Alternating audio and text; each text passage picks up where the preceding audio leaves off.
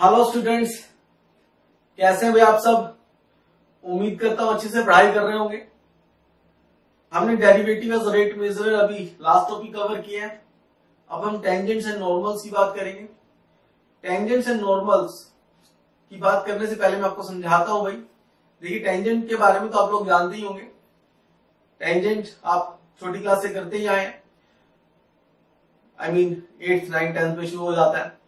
अब हम नॉर्मल की डेफिनेशन आपको बताते हैं। नॉर्मल की डेफिनेशन भी आपने किया होगा कॉनिक सेक्शन में, जब हम कॉनिक सेक्शन या सर्कल में जब हम +1 में कोऑर्डिनेट ज्योमेट्री करते हैं। बट मैं उसको आपको इन जनरल समझाता हूं कि नॉर्मल क्या रहता है।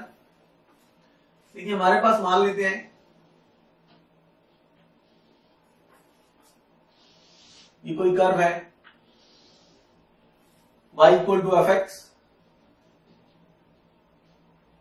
y equal to f x कोई हमने कर्व लिया। इस कर्व पर एक हमने पॉइंट लिया ये, ठीक है जी। अब जैसे कि आप लोगों को मालूम है, इस कर्व पर ए पॉइंट पर जो टेंजेंट बनेगा वो ये बनेगा, ठीक है जी। टेंजेंट के बारे में तो आप सब लोग जानते ही हैं। This is a tangent at point A.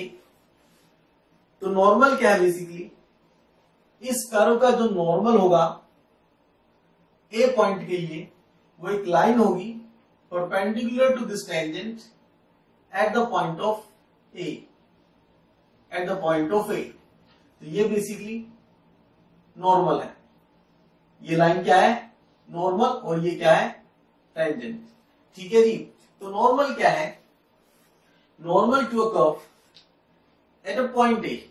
A क्या है, जहां पर हम नॉर्मल निकालना चाहते हैं। Normal to this curve at point A is a line perpendicular to the tangent at point A, perpendicular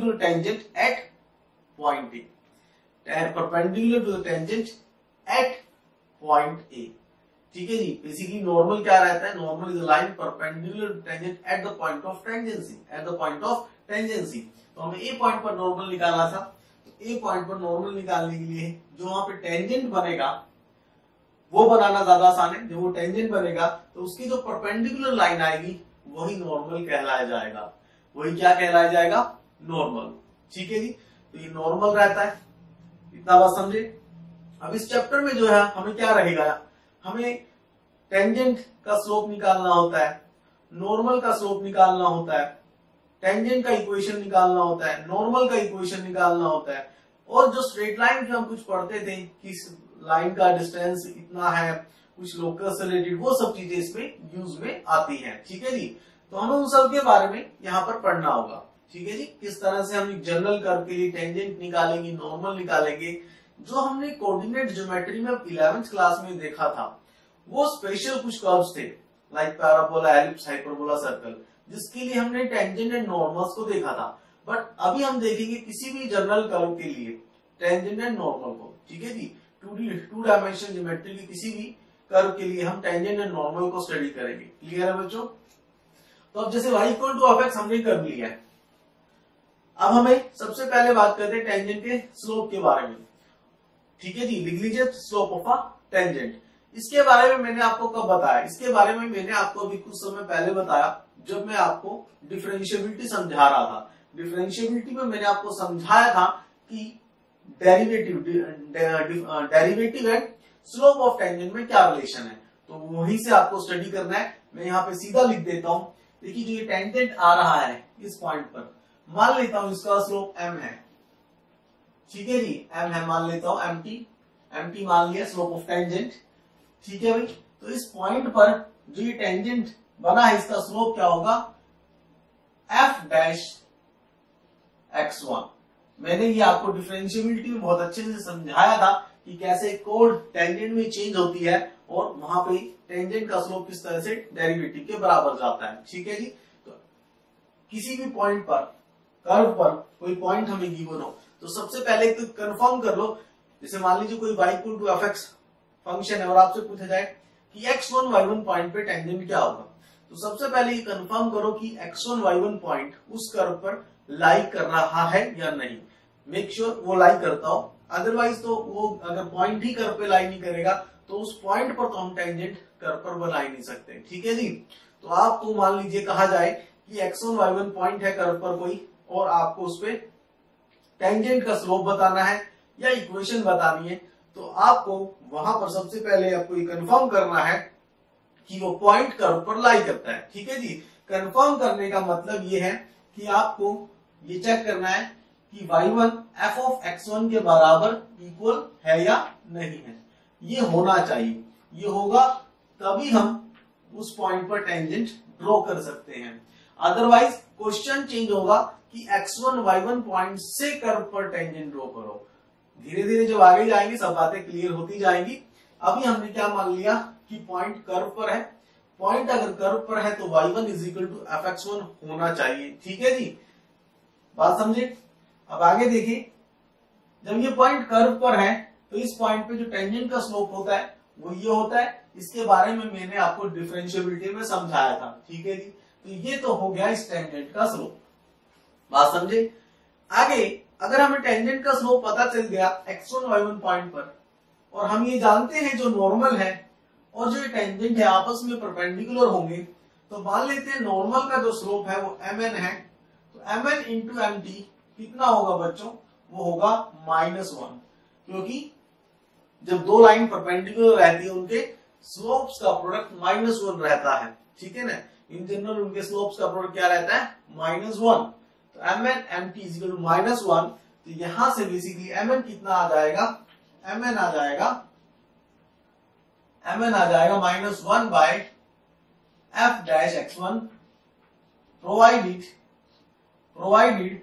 f dash x1 not equal to 0।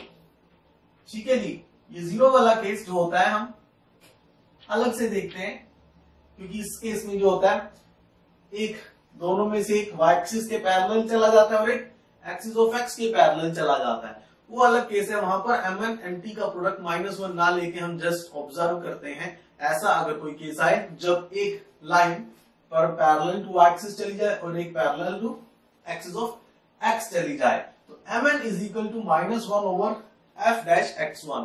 तो आप देखें, अगर हमें कर्व की इक्वेशन गिवन थी और हमें मालूम है अगर x1 y1 पॉइंट, ठीक है ना, जिस पर हमें क्या निकालना है, नॉर्मल का स्लोप, तो हम बहुत आसानी से निकाल सकते हैं। सबसे पहले हमने टेंजेंट का स्लोप निकाला डेरिवेटिव कर लेके, और उसके बाद mn mt को -1 कर देंगे तो mn का स्लोप निकल आएगा। आई मेरी बात समझ क्लियर है। तो ये था किस तरह से हम टेंजेंट एंड नॉर्मल का स्लोप निकाल सकते हैं। क्लियर है बच्चों बात। इसके आगे बात करते हैं, अगर हमने स्लोप निकाल लिया तो आगे अगर हमें इक्वेशन निकालने को कहा जाए, किस तरह से हम इक्वेशन ऑफ टेंजेंट और नॉर्मल निकाल सकते हैं। तो नेक्स्ट हेडिंग डाल दीजिए, इक्वेशन ऑफ टेंजेंट और नॉर्मल। इक्वेशन ऑफ टेंजेंट और नॉर्मल, और ध्यान से सुनिए भाई, अगर बेसिकली जो दो हमने टेंजेंट और नॉर्मल की बात करें तो स्ट्रेट लाइन है, स्ट्रेट लाइन की हमें इक्वेशन निकालनी हो तो अगर हमें स्ट्रेट लाइन पर दो पॉइंट गिवन हो तो भी हम स्ट्रेट लाइन की इक्वेशन निकाल सकते हैं, या फिर टेंजेंट जो लाइन है उसका स्लोप गिवन हो और उस पर एक पॉइंट गिवन हो तब भी हम उसकी इक्वेशन निकाल सकते हैं। और भी हम बेस से इक्वेशन निकाल सकते हैं अलग अलग जब हमें चीजें गिवन होती है। बट अभी हमारा इंटरेस्ट किस चीज में है कि अगर हमें किसी टेंजेंट का स्लोप पता चल जाए, किसी लाइन का स्लोप पता चल जाए और उस पर एक पॉइंट पता चल जाए तो हम उसकी इक्वेशन निकाल सकते हैं। ठीक है जी। तो यहां पर हम बेसिकली अगर टेंजेंट की इक्वेशन निकालना चाहते हैं तो टेंजेंट किस पॉइंट पर है, ए पॉइंट पर है, तो इसका मतलब तो हमें ए पॉइंट पता है। तो अगर हमें ए पॉइंट पता है जो कि क्या है x1 y1, और हमें उसका स्लोप भी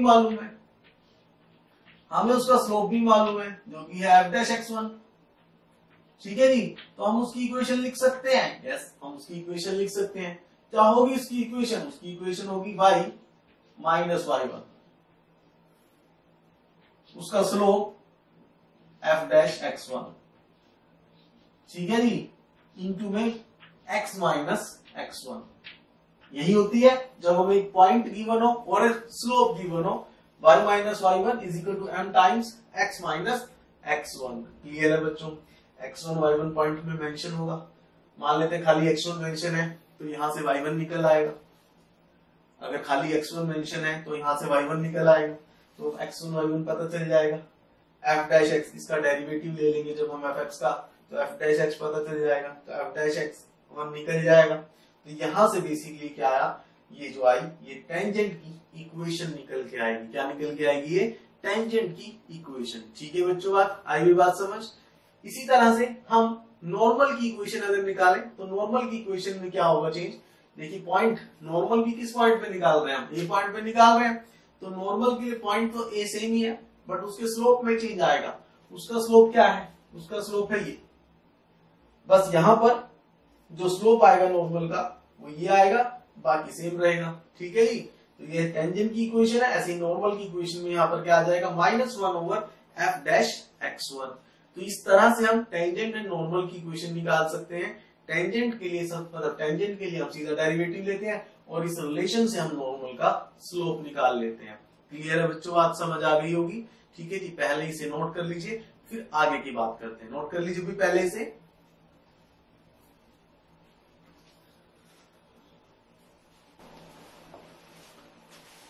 हाँ जी बच्चों, जितना अभी तक टेंजेंट नॉर्मल में समझाया उम्मीद करता हूँ समझ आ गया होगा। अब हम आगे बात करते हैं। अब मैं कुछ प्रॉब्लम्स करवाता हूं और कुछ प्रॉब्लम्स आपको घर के लिए दी जाएंगी। लिखिए question, find the slope of the tangent and normal to the curve. Find the slope of the tangent and normal to the curve this at point 1,1। At point 1,1 1,1 पर हमें इस कर्व पर जो है slope of tangent and normal बताना है। देखिए बहुत आसान क्वेश्चन है। सबसे पहले तो कंफर्म कर लीजिए 1,1 इस पे लाई कर रहा है। 1,1 इस पे पुट करते हैं, 1 और 1, यस 5 आ रहा है, बिल्कुल इस पर लाई कर रहा है, इस पर लाई करेगा 1,1। ठीक है जी, अब हम क्या करेंगे, हमें निकालना है इसके ऊपर टेंजेंट का स्लोप इस कर्व के लिए एट द पॉइंट 1,1। ठीक है भाई, तो हम क्या निकालेंगे, हम निकालेंगे dy/dx। ठीक है जी, स्लोप ऑफ जो टेंजेंट होगा वो क्या होगा, वो होगा dy/dx। f डैश x लिखवाया था ना, तो dy/dx ही है वो कौन से पॉइंट पर, जब x इसका 1 होगा एंड y भी इसका क्या होगा 1 होगा, x भी 1 y भी 1। इस तरह से हम लिख देते हैं उसे, कौन से पॉइंट की बात कर रहे हैं, x भी 1 y भी 1। तो इसको डिफरेंशिएट करते हैं, इसको डिफरेंशिएट करेंगे तो आएगा 2x प्लस 3 dy/dx को मैं y डैश ले लेता हूं plus 2 y into y dash equals 0। ठीक है बच्चों, इक्वल्स 0। ठीक है, तो ये क्या बन रहा है, तो y डैश कितना आया यहां से, आप देखिए हमें इस पॉइंट पर निकालना था x1 y1, तो आप x को भी 1 पुट कर दे और y को भी 1, तो ये बन जाएगा 2 plus 3 y dash plus 2 y dash. तो y डैश कितना हो गया, y डैश हो गया -2/5, -2/5। ठीक है, y डैश कितना हो गया -2/5। तो ये बेसिकली एम्प्टी आ गया, slope of tangent at the point x1 y1। बिल्कुल आसान है, कुछ भी ज्यादा नहीं करना होता, dy/dx हमें निकालना था और कौन से पॉइंट पर, eight the point x1 y1। ठीक है जी, और हमें अगर mn पूछा जाए तो mn जस्ट इसका रेसिप्रोकल हो जाएगा इसी पॉइंट के लिए, तो mn हो जाएगा 5/2, मतलब नेगेटिव का रेसिप्रोकल, तो इट इज 5/2। क्लियर है बच्चों, बहुत आसान है। स्लोप्स पता चल जाते हैं तो इक्वेशन भी निकल जाती है। ठीक है बच्चों, चलिए नेक्स्ट क्वेश्चन की बात करते हैं। नेक्स्ट क्वेश्चन है the slope of the curve, the slope of the curve this, the slope of the curve this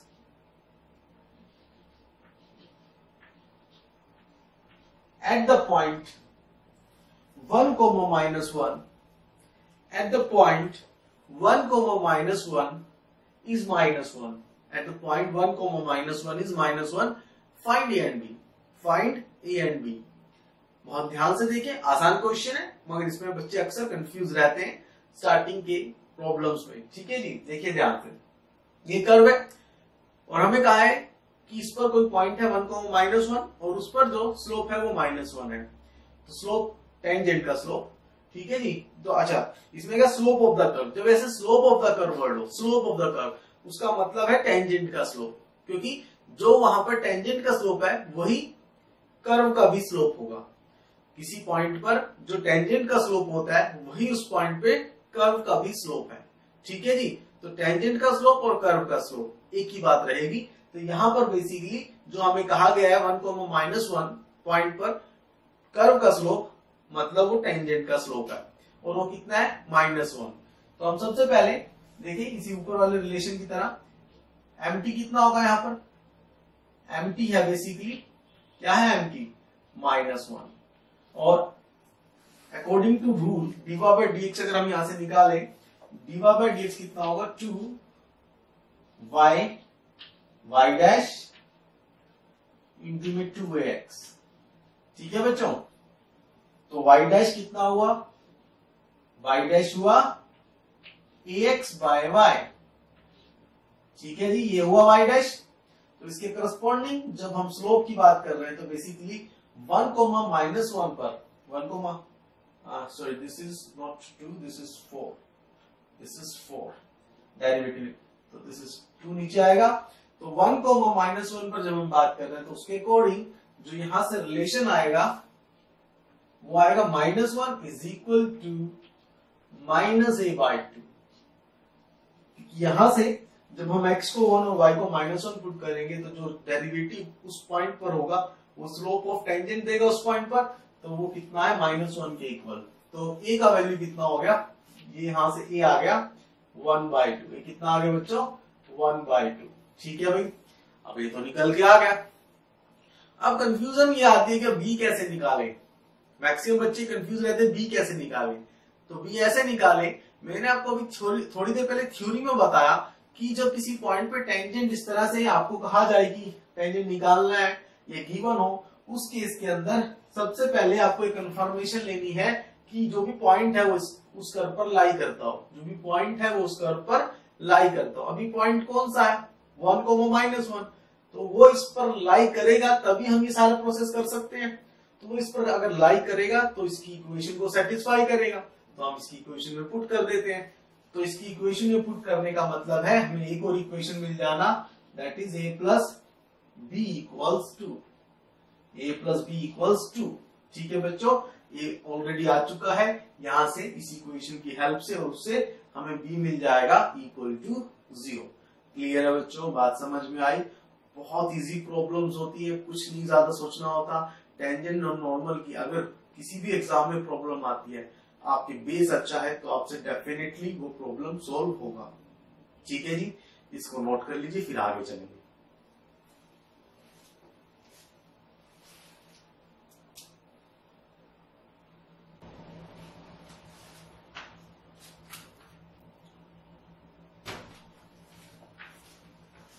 हाँ जी बच्चों, आगे बात करें। चलिए नेक्स्ट देखिए। नेक्स्ट क्वेश्चन है find the points on the curve, find the points on the curve y equals x cube minus 2x square minus x at which tangent lines are parallel to the line this, at which tangent lines are parallel to the line this, ठीक है जी। Find the points on this curve at which tangent lines are parallel to this line. देखिए हमें अब क्या कहा है कि इस कर्व के ऊपर ऐसे पॉइंट बताओ कि जहां पर जो टेंजेंट बनेंगे इसके पैरेलल हो। तो इसका मतलब अगर वो इसके पैरेलल होंगे टेंजेंट, तो जो इस लाइन का स्लोप है, जो इस लाइन का स्लोप है वही टेंजेंट का भी स्लोप होगा। तो इसका मतलब टेंजेंट का स्लोप कितना होगा बच्चों, टेंजेंट का स्लोप होगा 3। आपको मालूम होगा कि y equal to mx plus c form में जो x का कोफिशिएंट होता है वो m होता है, जो कि स्लोप होता है लाइन के लिए। तो यहाँ पर टेंजेंट का स्लोप कितना होना चाहिए, 3 होना चाहिए, ठीक है भाई। तो हम मान लेते हैं इस कर्व के ऊपर x1 y1 ऐसे पॉइंट हैं जहां पे जो टेंजेंट ड्रॉ करेंगे उनका स्लोप 3 होगा, मान लेते हैं, ठीक है जी। तो अगर ऐसा होगा तो हम सबसे पहले निकाल लेते हैं F dash x1 that is dy/dx। तो एफ डैश x1 कितना हो जाएगा, x1 पॉइंट पर हम स्लोप निकाल रहे हैं टेंजेंट का, ठीक है जी। तो जो डेरिवेटिव होगा उसी से हमें स्लोप मिलेगा, ठीक है बच्चों। ये क्या हुआ, ये हुआ जो x1 y1 पॉइंट है उस पॉइंट पे जो टेंजेंट बनेगा उसका स्लोप है एफ डैश x1। और हम क्या चाहते हैं, किसके इक्वल हो, ये अगर बेसिकली जो टेंजेंट है इसके पैरेलल होंगे तो उसका मतलब ये जो स्लोप है वो 3 के इक्वल होना चाहिए। क्लियर है बच्चों, ठीक है जी। तो यहां से अब हम x1 का वैल्यू निकाल सकते हैं। यहां से इसको सोल्व करते हैं, तो सोल्व करके बनेगा 3x1 square minus 4x1 minus 4 equal 0। ठीक है बच्चों, इसके फैक्टर बना लेते हैं। इसके फैक्टर बन जाएंगे 3x1 square minus 6x1 plus 2x1 minus 4 equals 0।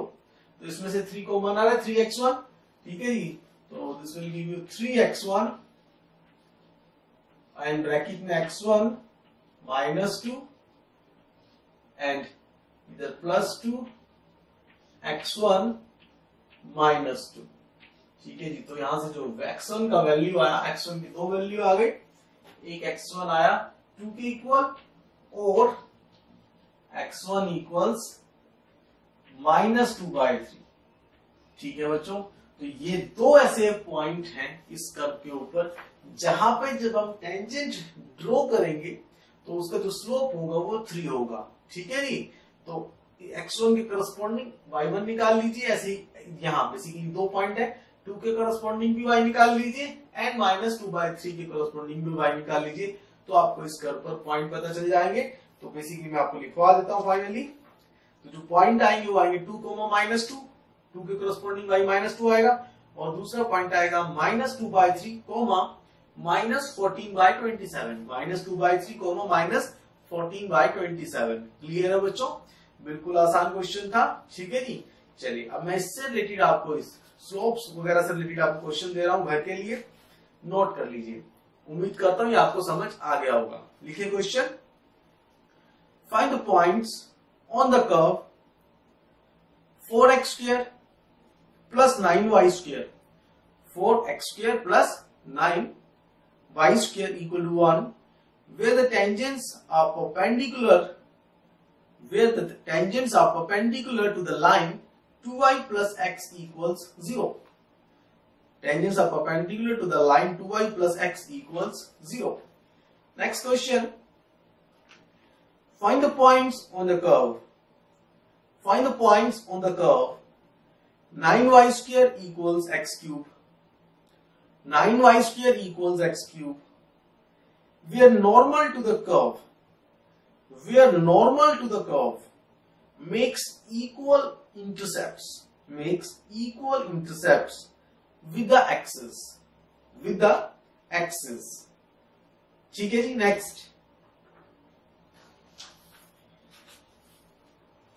Next, find the points on the curve y is equal to cos of x plus y. Find the points on the curve y equals cos of x plus y,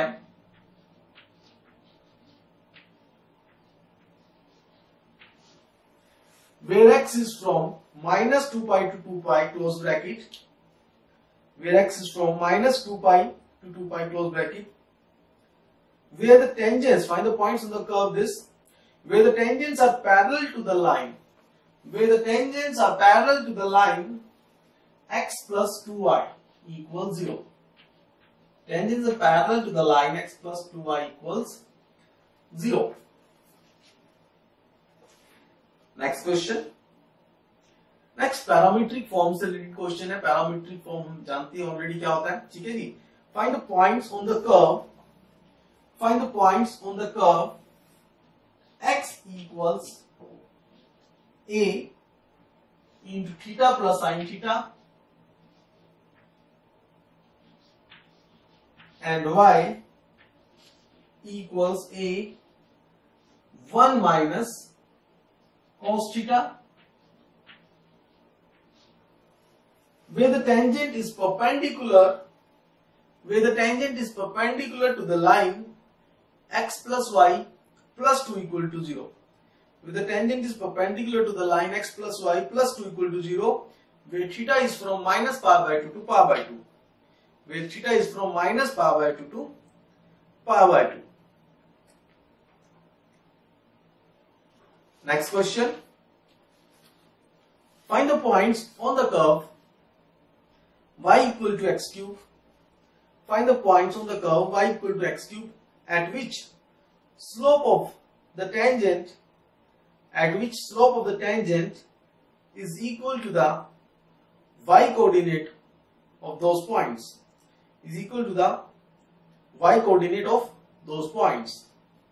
ठीक है बच्चों, ये questions आप घर से करके आएंगे। अभी हम आगे बात करेंगे, पहले आप इतना नोट कर लीजिए।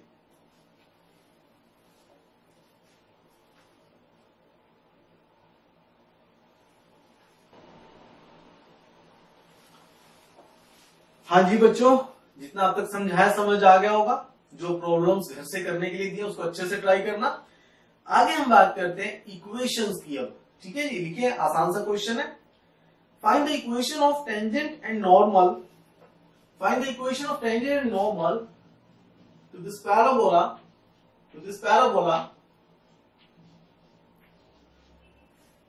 at point 80 square, 280। ये चीज आपने कोऑर्डिनेट ज्योमेट्री में पैराबोला सेक्शन में भी देखी होगी। ठीक है जी, 80 स्क्वायर 280 पॉइंट पर आपको टेंजेंट एंड नॉर्मल का स्लोप बताना है और उनकी इक्वेशन बतानी है बेसिकली। ठीक है जी, तो आप देखिए ध्यान से। सबसे पहले हम यहाँ पे स्लोप निकालेंगे।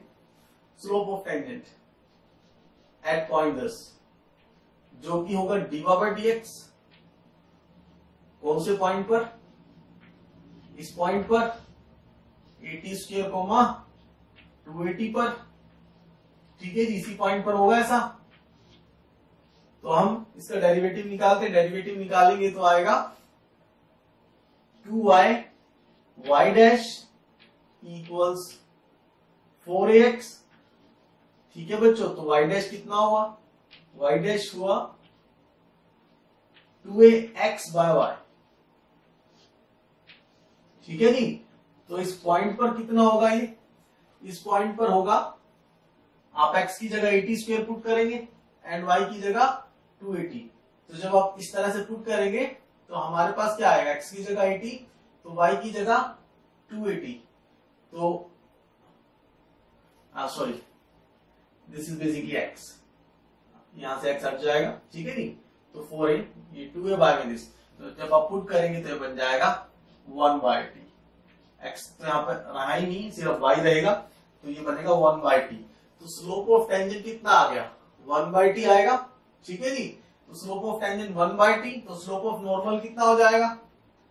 स्लोप ऑफ नॉर्मल हो जाएगा -t। ठीक है बच्चों, तो टेंजेंट का इक्वेशन क्या बनेगा? टेंजेंट का इक्वेशन इस पॉइंट की हम बात कर रहे हैं, तो y माइनस, अच्छा एक चीज मैं फिर से कहूंगा, आप चेक कर रहे हो पहले कि ये पॉइंट इस पर लाई करता है नहीं करता है। ये पॉइंट बेसिकली इस पर लाई करेगा। ठीक है जी, मतलब ये इसको सेटिस्फाई जरूर करेगा। इसको आदत बनाए अपनी कि जो पॉइंट गिवन हो उसको जरूर पुट करके देखें। तो ये इसमें पुट करेंगे तो उसको सेटिस्फाई करना चाहिए और ये करेगा। ठीक है जी, और जब इसको सेटिस्फाई कर रहा है तो बेसिकली ये पॉइंट इस पर लाई कर रहा है। ठीक है जी, तो y minus 280 into 1/t is equal 1/t into में x माइनस 80 स्क्वायर। ठीक है बच्चों, x minus 80 square.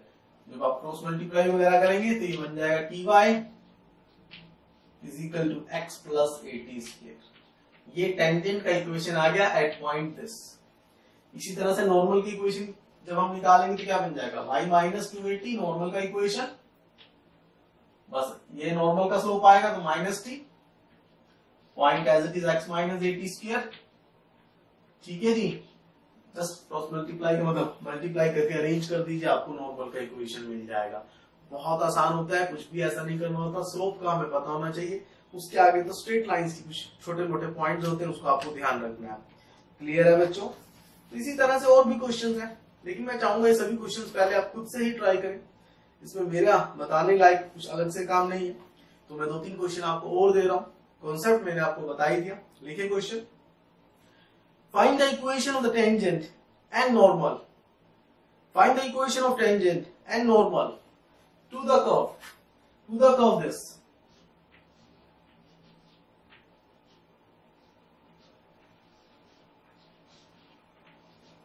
to the curve this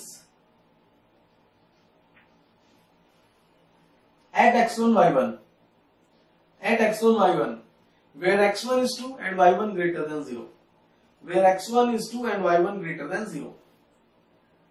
Next question,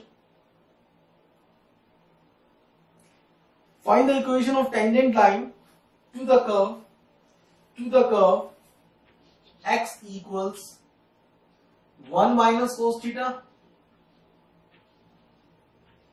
y equals theta minus sin theta at theta equal to power 4, at theta equal to power 4. 2 question और दे रहा हूं, अच्छे से try करके आना। नेक्स्ट लिखिए, prove that x by plus y by b, prove that x by plus y by b touches the curve y equal to, touches the curve y equal to, यहां लिखा हूं मैं equation, y equal to b into x e power minus x by,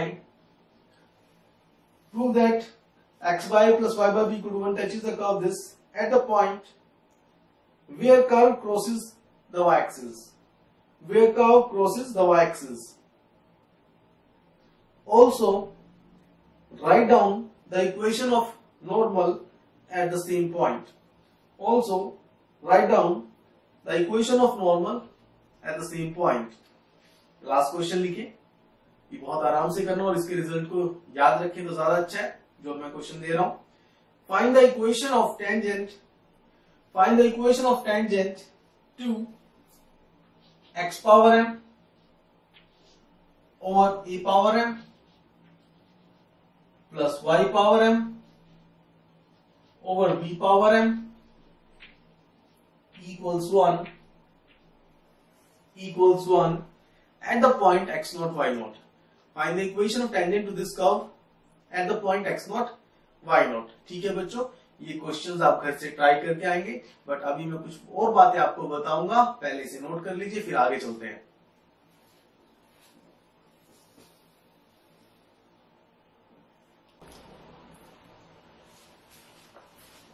चलिए बच्चों, आगे कुछ और बात करते हैं, कुछ इंटरेस्टिंग बातें करते हैं टेंजेंट के बारे में। देखिए, अब मैं आपको दिखाता हूं कुछ और इंटरेस्टिंग फैक्ट्स टेंजेंट्स के। ध्यान से देखो, देखिए जरूरी नहीं कि टेंजेंट कर्व को एक ही पॉइंट पे टच करे।